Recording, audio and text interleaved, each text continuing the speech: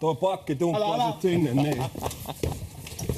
Ja yritä sä nyt siellä sitten kiekkoja torjua. Joo, jatketaan me tästä kohti Minskiä.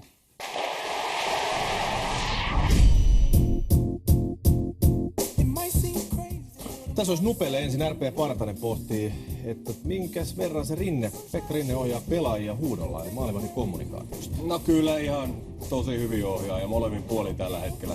Rauha nyt, että kiekko on menossa katsomaan, että pikku huili, että kyllä se nyt niinku tällä hetkellä toimii. Mut kyllähän se pitäisi kuulua sieltä ilman mikrofoniakin, että kyllä mäkin jos mä aralle, niin se on menossa kiekko ja mä näen, että vähän panikoin, niin kun mä huudan, niin rauha! Niin kyllä se rauhoittuu. Pelaaja ei aina ymmärrä. Siellä studiossa desibelin taso nostaa ihan samalla tavalla kuin täällä Minskoret.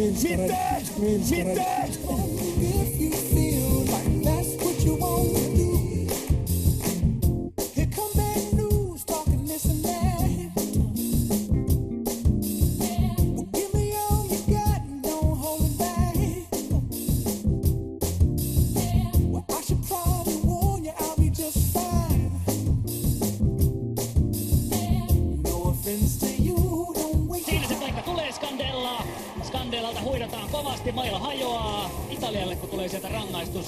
Aika kovaa siellä kyllä huidottiin myöskin ranskalaisleiristä. Is it me, kysyi Skandella. No onko tämä sitten väärällä varusteella pelaaminen, kun Skandella yritti siinä pelata mailalla, josta tuo kärki puuttuu.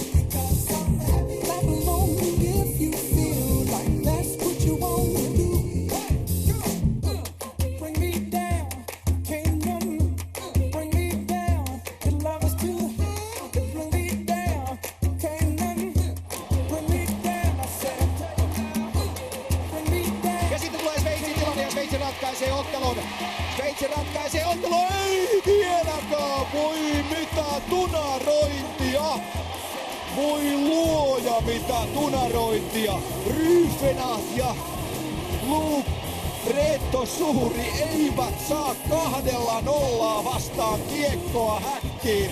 Ja ajatelkaa, jos tästä Latvia nousee vielä peliin mukaan.